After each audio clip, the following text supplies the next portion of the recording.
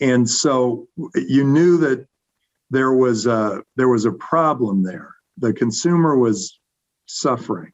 And now you look and you say, what are the big oligopolies that need to be transformed? And that's kind of the way I've been investing recently. I sort of go, okay, what are they? It's like banking, finance, commerce. Commerce has Amazon. Insurance, government, and healthcare. And you look at those and you go, okay, what technologies are around that can help transform those? And that's where you get into Bitcoin, blockchain, smart contracts, artificial intelligence, and surveillance. And you go, you put those together and you can create an insurance company with no people. You can, that's safer, better, faster, better service, cheaper than anything that we've got out there.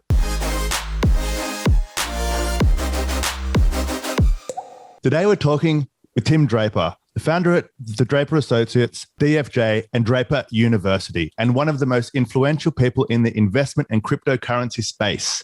Tim helps entrepreneurs to achieve their visions through funding, education, the media, plus the government reform. His investments have included Skype, Hotmail, Tesla, Coinbase, Twitch, and SpaceX, and he's an early investor in Bitcoin. In 2014, he actually bought 30,000 seized Bitcoin from the US Marshal Service from Silk Road, which today would be worth around $1.8 billion. Today we'll be talking about how blockchain and cryptocurrency will change the business and finance world. Just quickly before we get started, make sure to go ahead and hit that subscribe button so you get the latest episodes as soon as they're released. Now let's get into it. Welcome, Tim. Great. Thanks for having me on your podcast. Really excited to have you here because you've been in the VC game since the 80s quite successfully, actually. And so I thought we could just start there because you've invested in companies like Hotmail, Skype, and Tesla, right? So, and this is back in the 90s and the 2000s.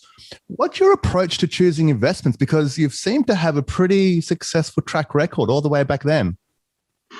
Yeah, it's fun to think about whether, what the magic was. But, and all the way up to Coinbase, which looks like it's going to be one of the biggest companies in the world. Yeah. But here's what I always look for. I look for somebody who is really dedicating their life to something.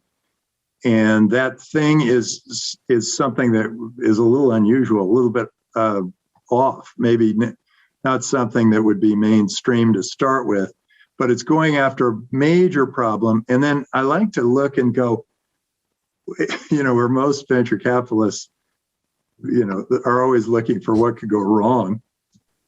I don't worry about that. All I care about is what if it works? How great would it be? How really cool would this be? And that's usually enough for me to pull the trigger on an investment. And you mentioned the internet and how we got involved early. And I thought, my mission at that time was to spread venture capital and entrepreneurship around the world. And I feel that has been accomplished. And I was also capitalizing on the internet and how it's been able to transform communications and information and gaming, entertainment, media, all these industries. And I thought, wow, I really got an amazing ride there. And then all of a sudden, Bitcoin shows up. Well, but just before we get into Bitcoin, because I just want to get kind of your thinking quickly, right? Because you seem to choose things that end up becoming something, right? Because lots of investors, they choose a lot of things that don't become anything, right? But you seem to have gotten onto the Hotmail wagon. And just for the listeners of the podcast, can you confirm that it was you who said to put the little line at the bottom of the emails to say to get your free Hotmail account, which became the viral marketing kind of the case study? All social media is tied to that one thing, which is great. Yeah, we didn't know how we were going to get the word out that we had free web-based email. And I said, well, why don't you just put it out on that web thing? And they said that would be spamming. And I said, well, wait a second, you're giving away free email. What if you put a little message at the bottom of everybody's email that says, and I told them to say, P.S. I love you. Get your free email at Hotmail. And they were thinking I was out of my mind. And they pounded. I kept pounding, and until finally they said, okay, we're going to try it, but no P.S. I love you. Just get your free email at Hotmail. And I said, okay, good. Now we could have had a much more peaceful and loving world if we had kept that little message. But in any case, it spread to 11 million users in 18 months with zero marketing budget. And we had, the founder was from India, and he sent one email to his friend in India, and we had 100,000 registered Hotmail users in India in about 3 weeks. Wow. So it was just exploding. And to that date, that was the fastest growing consumer product of all time. And it was I came up with viral marketing, and it spread, and it was fabulous. And then we used the same thing when I invested in Skype.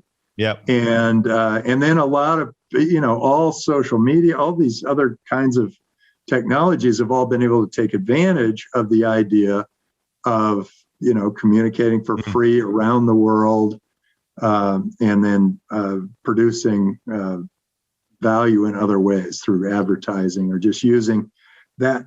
The real value of that was that it was immediate distribution. And that's why Microsoft wanted to pay so much for it. And so you're quite entrepreneurial at heart. Yeah. So you're a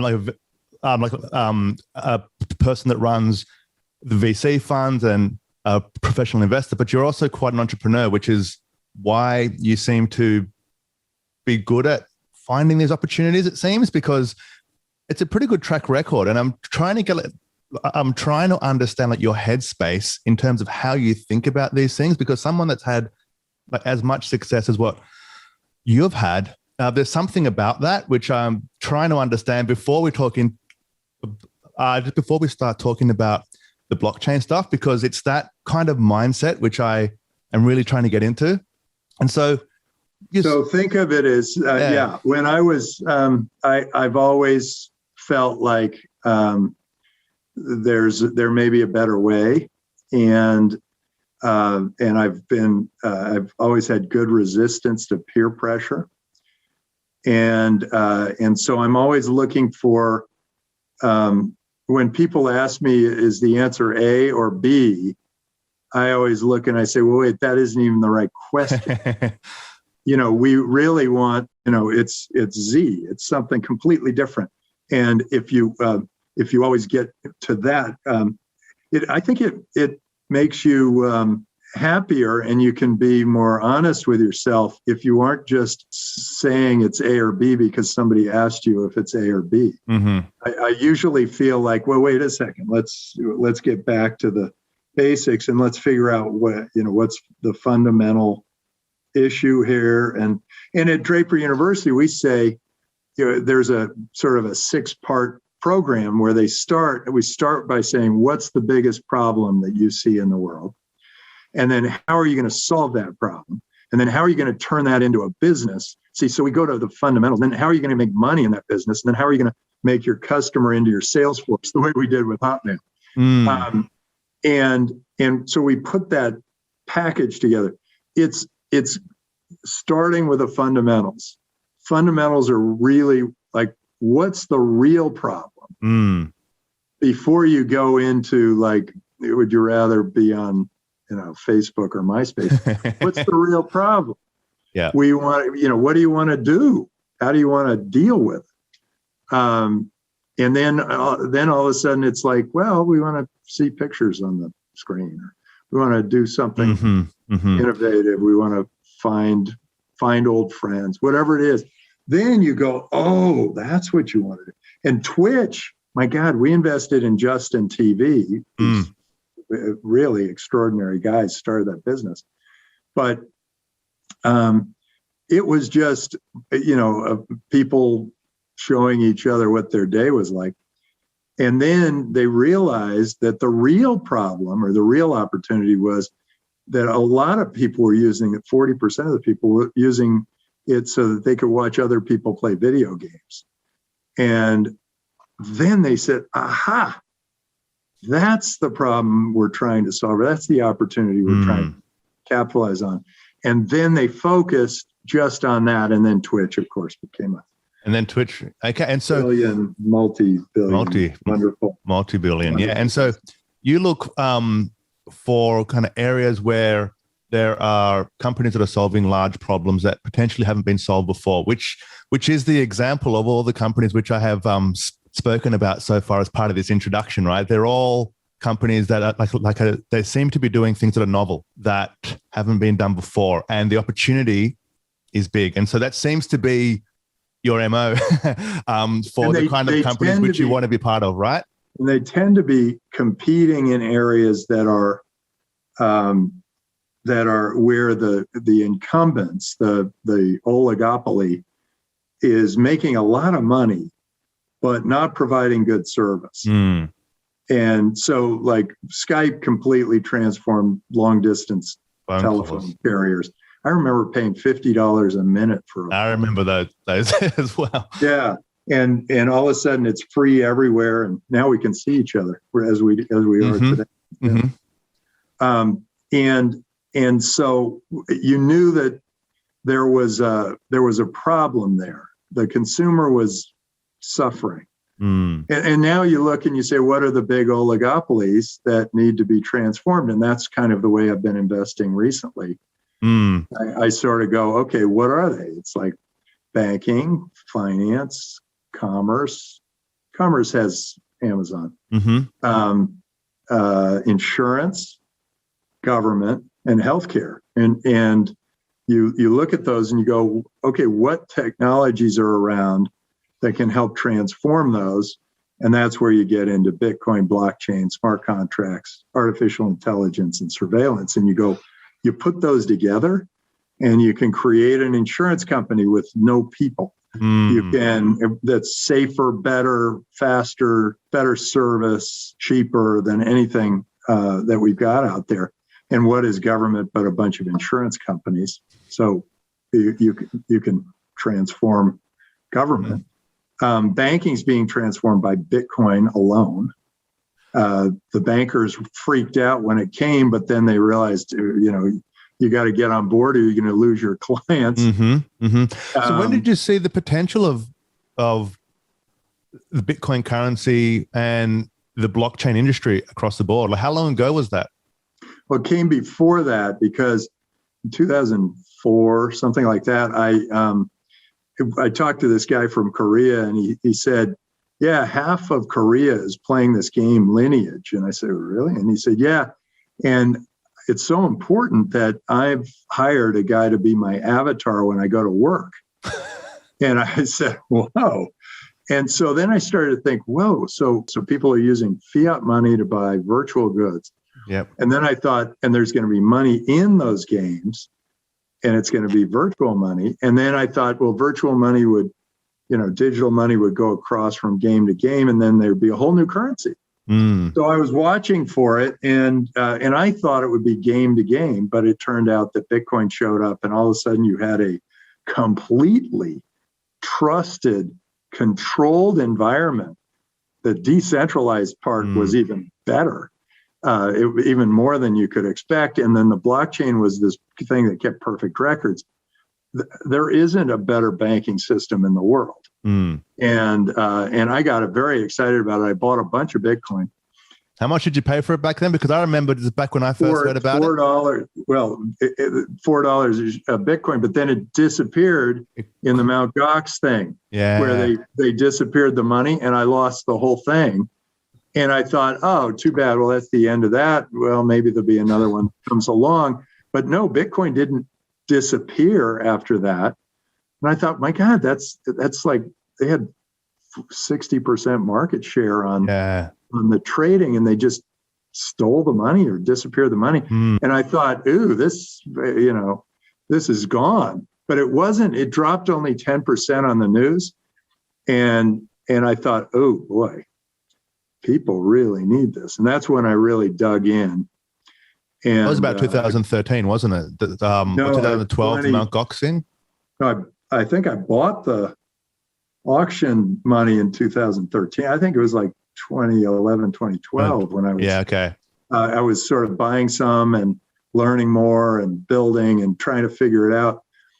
And a real light bulb went off when Sebastian Serrano went through Boost, and Boost is an accelerator my son created, and he went through Boost, and he said, "Yeah, I've lived in Argentina all my life, and my parents' fortune has been built and then disappeared 3 times in my life, and I'm only 30 years old." And he said, so currency manipulation is almost worse than one of these African governments that comes in and says your money, I'm taking your business from you with guns. So anyway, he said Bitcoin is our savior. There are only 21 million of them. They can't inflate out of it. They can't print money and destroy my value. I can build a business that has great value, and no one can take that away because it's global and it's frictionless and can move from one country to another. Sure. So he got very excited. He created something called Ripio, which is one of the leaders in Latin America. It's like the Coinbase for Latin America. And I thank him periodically for all that he's done, because he basically guided, there were other things. You could do remittance across border, you do micropayments, you can do things you can't do with fiat currency. I mean, and it is more trusted, more stable, all those things. People say, oh, it's very volatile. And I say, what are you talking about? 1 Bitcoin is worth 1 Bitcoin. It's all these other currencies that are very volatile as they slowly disappear from use. And then they say, well, so are you going to sell your Bitcoin? And I say, into what? What am I going to do? Take the currency of the future and trade it for the currency of the past? What? It's like taking dollars and converting them to Confederate dollars, or taking euros, converting them to French francs or drachma. I mean, you don't want those. I remember drachma. Those currencies are no good. No good, yeah. And so I'm very excited about the future. I think we're going to have a currency that is global and no longer tribal. All our currencies were tribal. We used to all be tribal until the internet came along. The borders really meant something important, like you don't cross this border or else we're going to have a war. Right. But now we want to cross the borders because we want to trade. And that all came with the internet. And now with Bitcoin, we have something to trade with. But so back in 2014.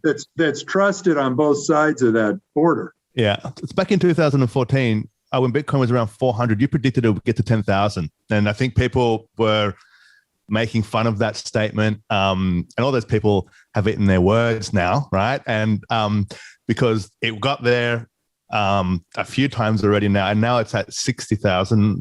55 today, was 60 a couple of days ago. So you seem to know something that others don't. Before we get into the rest of the conversation, this is just a question I want to ask. Where do you see its value going in the next 3 to 5 years, let's say? Well, so in 2013, Bitcoin was about 200, and I made that prediction that it would hit 10,000 by 2017 on Fox News. So we are actually. So you did it publicly, yeah, of course. Yeah, and then weirdly, about 3 years to the day, it hit 10,000, and it went beyond that, came back down to about 4,000 in 2018, and I predicted then that it would hit 250,000 by 2022. And I'm saying the end of 2022 or early 2023, we'll see it hit 250,000. And I'll tell you the reasoning I have. Every industry goes through this sort of thing where you kind of go, It goes up to a point and then it drops back down. It kind of a hype point because everybody's saying, "Oh my God, this is going to be so great!" And everybody's excited about it, but it's not ready yet. It's not ready for prime time yet, and so then it drops back down while all those engineers are working and building and making it so that it fulfills its dream that was at the top of the hype curve there. And then it goes way beyond what anybody ever imagined. And so I think the 250,000 might be conservative, but I felt that it would get to a point after all the engineers had figured out that they could, once they had figured out how to put it together, like take the blockchain, turn it into a balance sheet and an income statement, be able to tax with it, have the ability to accept it as retailers, and have the transactions happen as quickly as they do with the Visa network.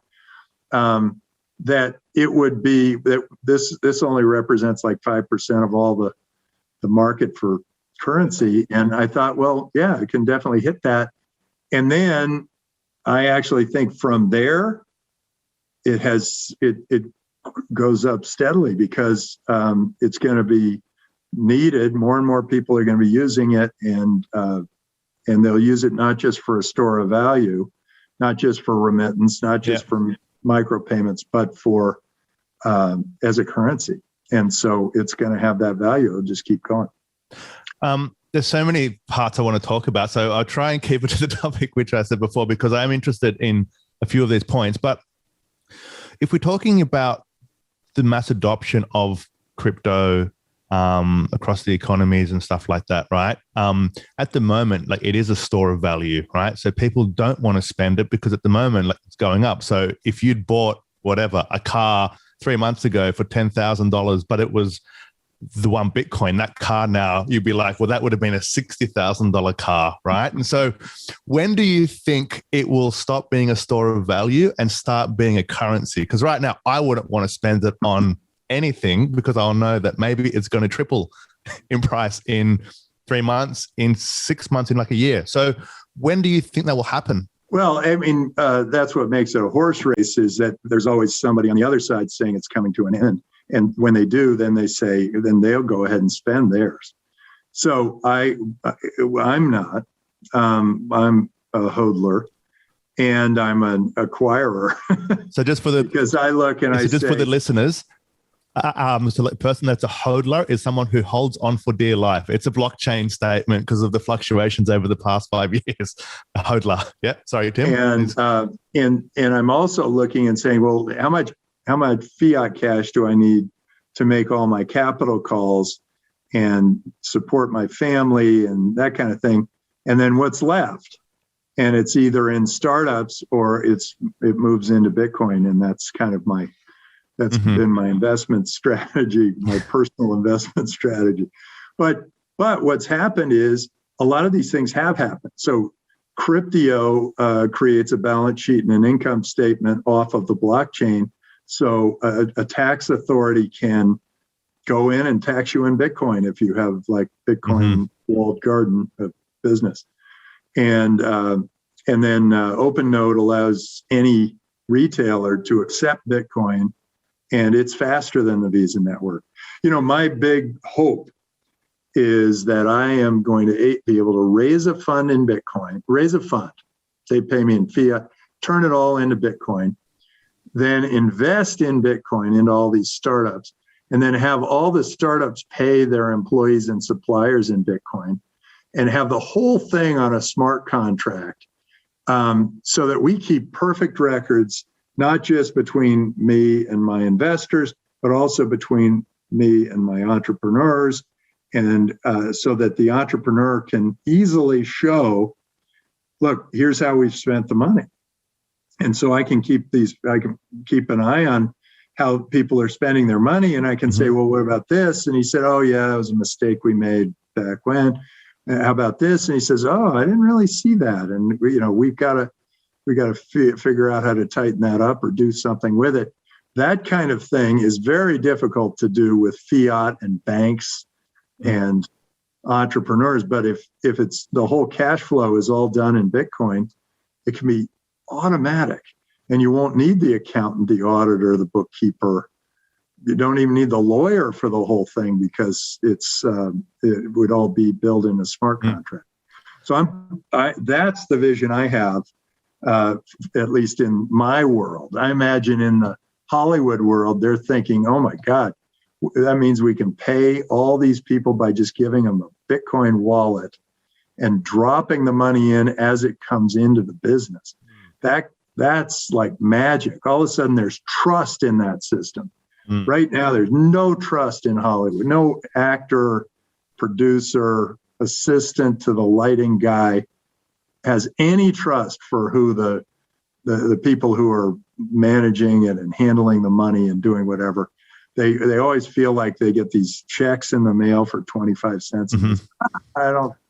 This isn't right. And, let's just talk about that. But if it's a Bitcoin wallet, it just drops in, doesn't touch any people. There's no room for corruption. It's exactly the way it should be. And there will be thousands of other industries that are all doing different things, doing their business in new ways because of Bitcoin. And that's what I wanted to understand is, so what problems does the blockchain solve, or does Bitcoin solve, right? Because like are we specifically talking only about Bitcoin, or are we talking about like any of the cryptos, say for example, Ethereum, Litecoin, or any of those other ones, or like are we talking only about Bitcoin right now?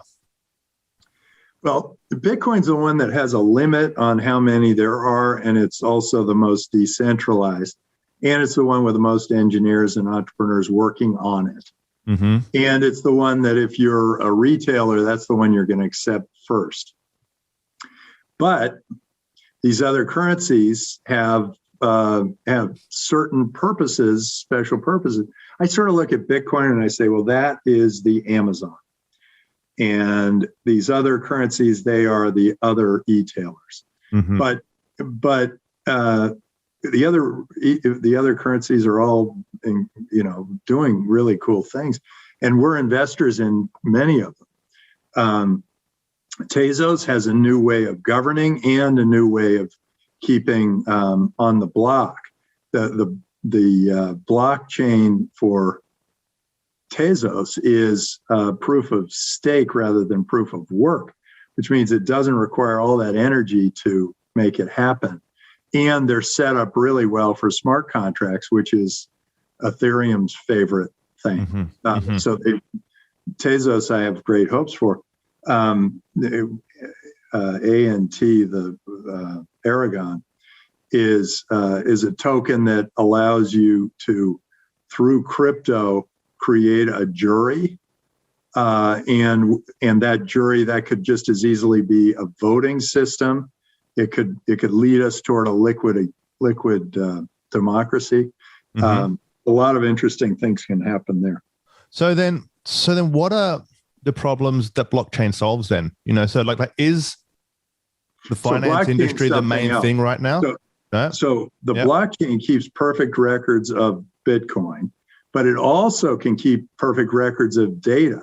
So that data can be anywhere from anything from, this purse is legitimately Hermes, to this piece of art is, the one that really counted. So it can be like an NFT around art. It can be an NFT around music. It can be any number of things. And it can keep permanent records. So it can keep a record of your healthcare, of all the things that have happened in your healthcare, and it's permanent. It doesn't change. It can keep a permanent record of, it can be your driver's license or your diploma or your, real estate license or nursing license or whatever.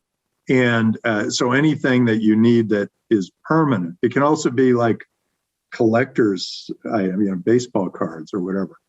So there are some great applications that are coming up for the blockchain and NFTs. So blockchain contracts. Yeah, sorry, you go. Smart contracts are really cool because they allow you to set up a contract that is indisputable. It's in software, it's built in, and you see how the waterfall flows. You see how, if this, then this. It's all set up like a software package, and and so there's no wiggle room for people to create a dispute, and that'll save us countless hours in legal work. So there are a lot of great applications coming with these new technologies, and then when you can add things like artificial intelligence and surveillance. That has the ability to change the whole insurance world, because I could have an insurance package that I provide. Right now, the way insurance works is you pay your premium, then you issue a claim, and then you fight the insurance company, fight, and then eventually the insurance company, somehow there's a settlement. Well, what if you put it all on surveillance, and that surveillance could either be on your body for a medical issue or on your house? You could pay your premiums in Bitcoin on a blockchain, and then build it into a smart contract that when surveillance saw that your house burned down, or the doctor said you've got, some disease, the check doesn't even have to come. The money would just drop into the Bitcoin wallet, and you'd have enough to rebuild your house or to pay for medical expenses. So this is, and think about that in terms of government. Government is, what is it? It's all insurance. It's healthcare insurance. It's workman's compensation insurance.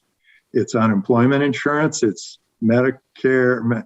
It's your welfare and your pension and Social Security, all that stuff. And it's all insurance. So governance can be very thin and very very competitive, very accountable to its people, and very fair, because it can all be done on this blockchain. So yeah, you asked about the blockchain. You got a lot more than no. That's exactly what I was after. But just so are there examples of kind of how it's changed the world today? Like are there examples of how the blockchain or the crypto or smart contracts have actually changed how we do business or how we live today? Yeah. Well, we have a company called BitPesa in Africa, and they translate Nigerian naira for Tanzanian shillings, and they do it on the Bitcoin block. They change the naira to Bitcoin, and then the Bitcoin to shillings, and so that the rails are in Bitcoin. And they've done it with many countries, and now moving off the African continent, going to Southeast Asia, other places. And they've done incredibly well, allowing these people to do business in their own currency, but then translating it and storing it, maybe holding it in Bitcoin, makes it so that it's a trusted system that otherwise maybe wouldn't have a lot of trust to it. And then, here's how it really changes the world. If let's say you're in Africa, or, one of the bad places like Venezuela or whatever, and you've got a bad dictator, and anybody who builds anything of great value, the dictator comes in with a military and takes it away from you. Or it's just Nigeria, where the naira just drops in value 50, 70% a year. And so that any value that you create, any value you want to hold and you've created with your business, just disappears over time. So what they can do now is they can operate in Bitcoin, and these people are operating their whole businesses in Bitcoin, and they're storing their value in Bitcoin. And that value can be all, it's out there on the wires. It's out on the internet. So it gives spirit to people who otherwise may not have spirit. They they think, oh, if I do anything and build anything of value, the government's just going to take it from me. So I'm just going to live for today. Those people are now saying, I can build something and I can hold that value. Well, what about for countries that are a lot more stable, like the US and the UK and Australia? So what does it take for it to change how we do business here? Well, the U.S. just printed how many trillions of dollars, making all your dollars worth less. And that's what happens. And then, if it gets out of hand, you get inflation, and that inflation compounds. And then you start getting the same thing. People don't want to work because if they build anything of value, it's taken away from you through inflation. So no country is immune, and all countries, look, we're smart. Everybody, all these business people in the world, they're smart. They look and they say, well, wait, that country's doing something, wrong. They're printing too much money, or they're not operating well. They're living beyond their means, or whatever. And so then they go, okay, I'm going to move to another country. And so we actually created something, the Draper Innovation Institute. It's draperhero.org.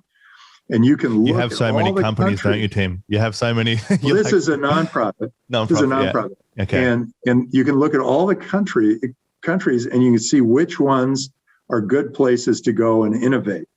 And it turns out, on the whole, the U.S. is still number one, but it's fast on its heels are Singapore and Switzerland.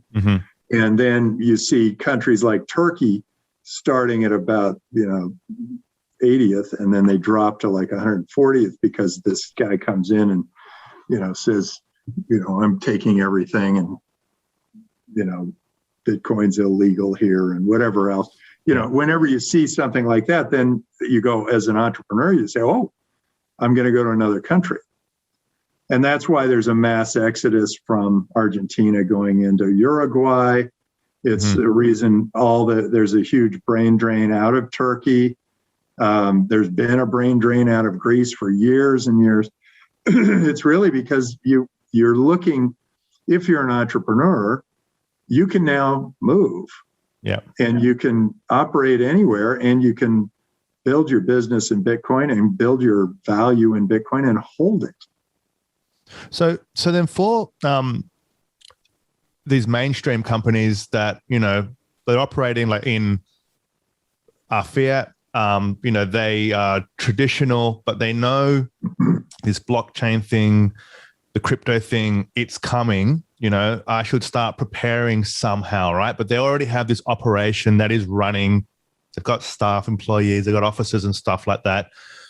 How does a company like that start to embrace this technology now, rather than they wait too long and some startup comes and eats their lunch, right? How does a company start to do this? Okay, let's say, well, I'll try two different angles here. One is, if you're a fiduciary and let's say you're Apple's CFO and you're looking at whatever he's got, they've got hundreds of billions, 250 billion offshore or something like that. Yeah, okay, cash, billions of dollars, and it's in fiat. And you realize that the U.S. government just printed trillions of U.S. dollars. So all of those billions of dollars just dropped in value. And you think, oh boy, if they do that again, it's going to drop again. And if it starts to be a spiral, we're gonna have a problem. And we hold all this stuff, and it's getting to be worth less and less as we sit here. Well, in that case, you would say, well, I want to buy Bitcoin because I need to hedge against inflation, because there are only 21 million Bitcoin out there, but the dollars can keep being printed depending on which government it is and whatever. Okay, that's from the fiduciary point of view. And buy some Bitcoin and store some of the cash reserves into Bitcoin, step one. And that's where, Elon did that with some of the Tesla cash, because he said, they're printing these dollars. We need a hedge. and then so did a bunch of other people. And then and MicroStrategy's made it a huge part of their asset base, and it grew. Yeah. It's now you invest in that company, you're actually investing in Bitcoin as much as you are the SaaS product. Mm-hmm. But then there are some that are saying, well, look, I'm assuming this much inflation, so I'm going to buy this much Bitcoin. And they're the ones who are really paying good attention to the money, and they're not just sort of seat of the pants. And sure. And so the fiduciaries, that's one way. Yes. The other thing that's happening is on the consumer side, and Elon hit it on both sides. He said, and we accept Bitcoin for these cars. And I think he may be using OpenNode too, because the transaction speed is incredibly fast. So if you use OpenNode, you don't have to pay the banks 2.5% to 4% when somebody swipes a card. And so I think the retailers and e-tailers are going to go, we accept Bitcoin because it's going to save us 2.5% to 4%, which seems not that much to the consumer, but to that retailers run a very thin margin.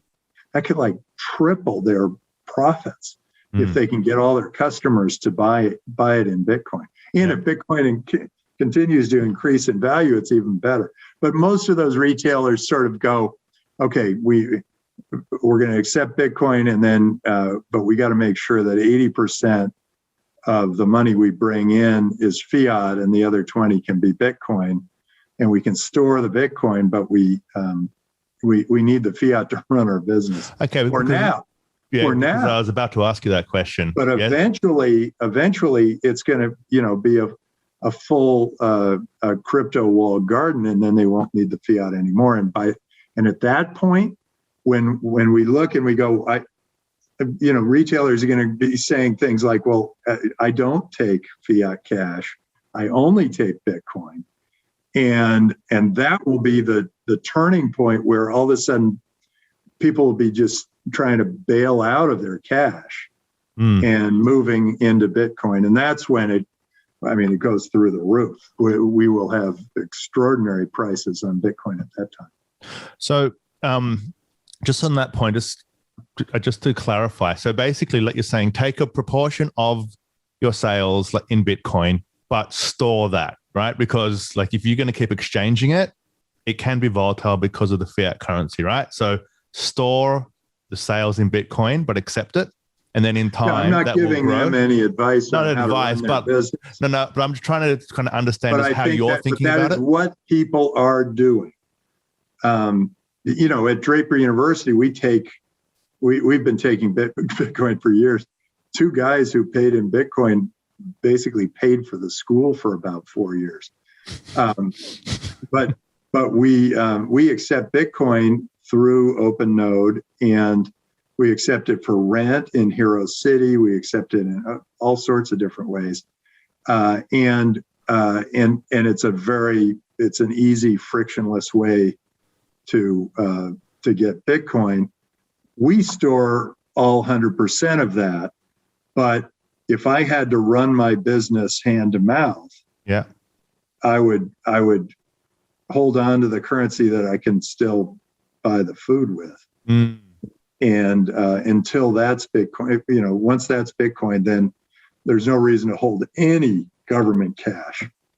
So basically, the first one is the fiduciaries just store a portion of their cash into Bitcoin as a hedge against the inflation rates and potentially the currency rates and so on. That's the first one. For the second one is just accept Bitcoin as a way that consumers can start to pay you for the products or services, and then have a strategy for how much you keep and then how much you convert back to funding the operation. Is that right? Yeah. And as an investor, as a venture investor, I looked at all that and I said, well, God, I've got to buy some just for my fund. And so I bought some Bitcoin, some Ethereum, and some Maker just for the fund, so that it could have this kind of a hedge against inflation, separate from all the startups that are currently operating in fiat.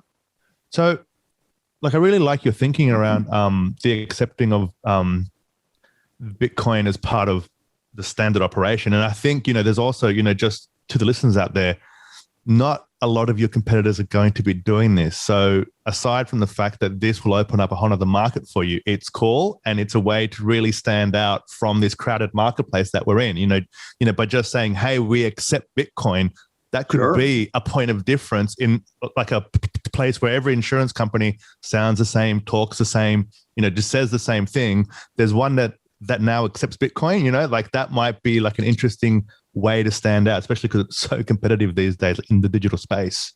But how do you, aside from cryptocurrencies, like you talked about smart contracts and distributed ledgers and all that type of thing, so are there places where these companies can start to invest into blockchain solutions to improve their operations? Yeah, we backed some of those companies early on, and it didn't take off because it takes a lot of hand-holding to get a company to change what is right now a database to turn that into a blockchain system or NFTs. It's years of effort. So that part hasn't really taken off.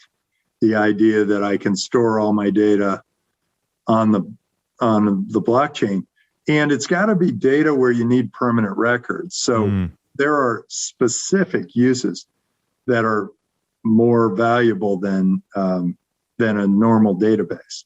You want something that will not change. If you have some data that you never want to change, that's perfect for the blockchain.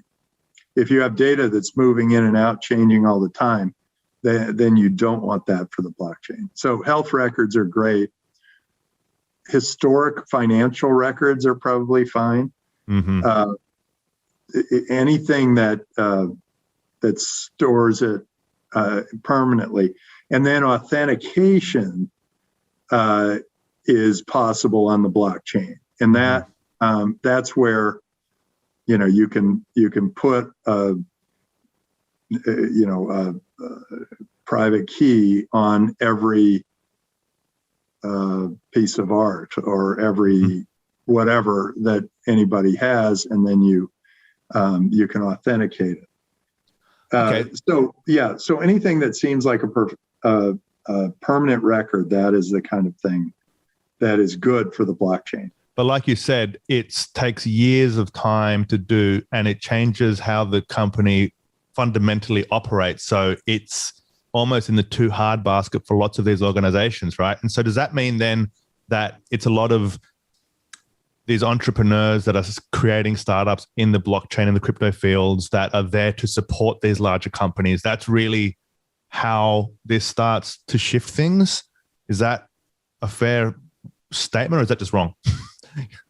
So I'm not sure I get that question, but I can kind of spin it a little bit. Mm-hmm. I actually think that the existing businesses, think of big, huge businesses as big, huge boats. Yep. And they're in the ocean, and they can turn maybe 2 degrees without messing the boat up too much. Mm-hmm. And think of startups as these little boats that can turn, 180 degrees without even blinking. Yep. I think that the major changes in the new industries are going to come from the small boats. They're going to come from the entrepreneurs. And so you're going to see all sorts of interesting things happen around NFTs, around the blockchain, whatever. And then first there'll be consumer products that people kind of go, oh, that's really cool, I can try this. And then over time, eventually it hits the enterprise, and then the enterprise starts saying, well, we need to use this for this. Got it. And so it's So would you say that these types of companies are more companies that will like disrupt specific industries, or that they will support them in different ways? They'll be both. I mean, some startups really, the best startups create kind of a nice wedge into an industry, and then they slowly grow that wedge. Mm-hmm. Some startups are just creating products that provide better services for their customers, their corporates. It's sort of the difference between, these consumer brands, Facebook, Mm-hmm. Google, Apple, whatever, and the corporate brands that are kind of the SaaS products, Salesforce and Microsoft and others, IBM. Those are the ones that help the corporation become something successful. They are slower in general to move and adopt new technologies than the consumer is. The consumer can just sort of say, "I'll buy that." And so the consumer usually comes first. The consumer comes first.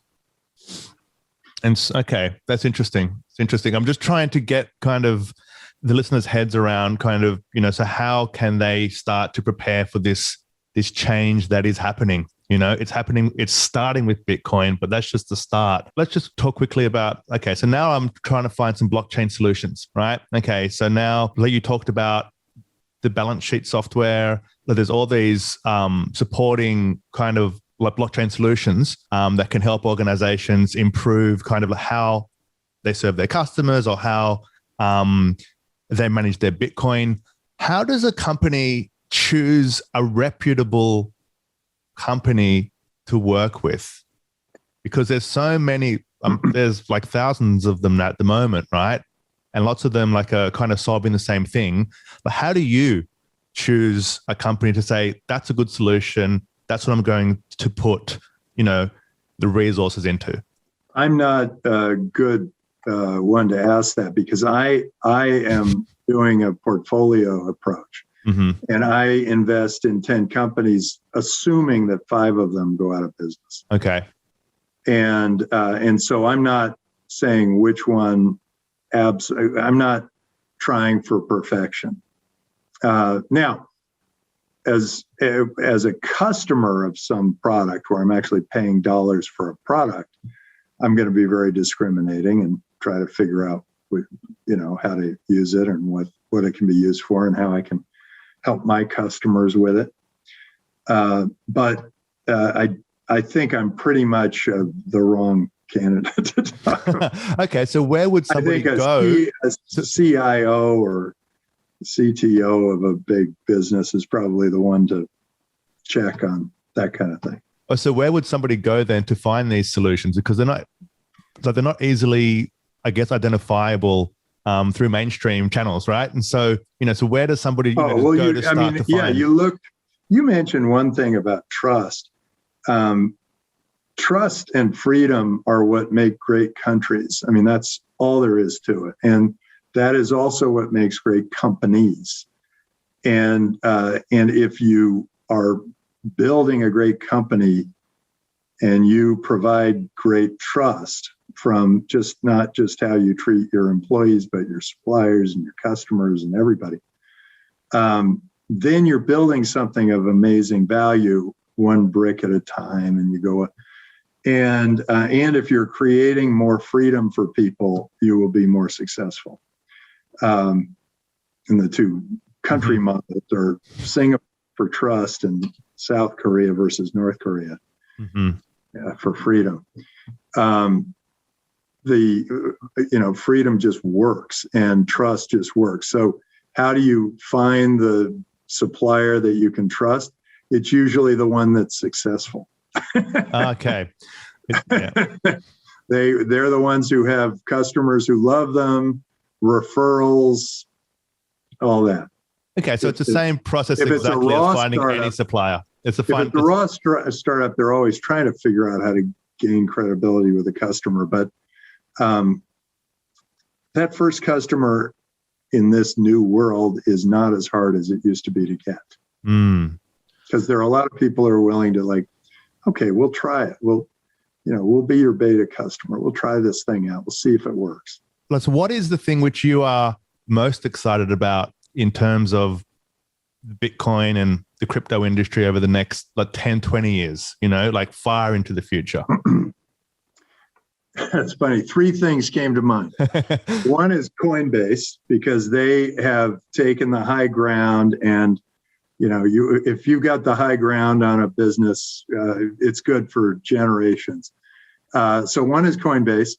2 is the decentralization of everything, which includes decentralization of free speech, of money, of everything. And we have a company called Unstoppable Domains that allows us to buy, you can buy alex.crypto and put whatever you want on there, and put your wallet on there, and put your whatever, and it's all secure, and no one can come and say, they can't stop you from saying the things that you believe. Mm-hmm. And that's, I think that's incredibly valuable for the world. And I mean, it's what made the U.S. is the free speech thing. I think that was important as anything. After all, you're in media. You like free speech. Definitely. And then the third is Bitcoin. And I just think that this, and the altcoins, I mean, a lot of these altcoins are going to be very exciting, very interesting. They're going to be doing new things with them. DeFi is just the beginning. All the decentralized finance is just the beginning. There are many, many new applications that are coming along. So stay tuned. I think if I were to pick 3, those are the 3. Cool. Coinbase, Unstoppable Domains kind of thing, the decentralization of everything, and Bitcoin. Great. And if there's one thing that you want the listeners to do, a site to visit, book to buy, a place to go, what would you like them to do? Well, you watch Meet the Drapers. That's our show on TV. We have 12 million viewers, and you can invest in the companies that we interview. It's like Shark Tank. Cool. But you can invest as a viewer. And then I wrote a book, so go look it up. It's How to Be the Startup Hero. Yep. And then the other thing is, for the women, only 1 in 14 Bitcoin wallets is owned by a woman. I think once the women realize that they can save 2.5% to 4% every time they swipe their credit card at retail, women control 80% of retail. It's going to be full speed ahead. And so I encourage women to go out and get a Coinbase account and buy some Bitcoin. Yeah, great. Tim, thank you so much for coming on the podcast and talking everything about crypto and kind of how it's going to change the world. I so appreciate your time today. Thank you so much. Terrific. Thanks for having me. Thanks, Tim. Bye-bye. Thanks for listening to the Growth Manifesto podcast. If you enjoyed the episode, please give us a 5-star rating on iTunes. For more episodes, please visit growthmanifesto.com/podcast. And if you need help driving growth for your company, please get in touch with us at webprofits.io.